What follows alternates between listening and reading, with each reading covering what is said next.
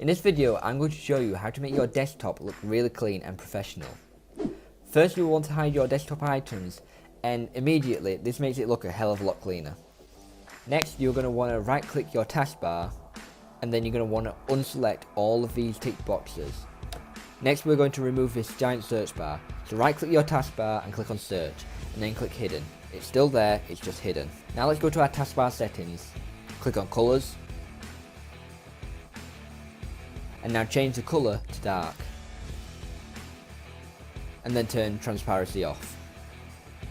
Finally, you should add a high quality background wallpaper like the one I'm using right now.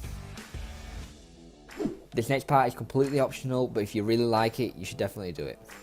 Right click on your taskbar and unclick lock taskbar. Now go to toolbars and click on links. Now hover over the two small lines and drag it all the way across the screen until it goes to the other side,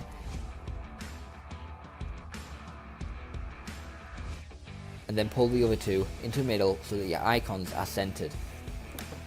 And then lock your taskbar.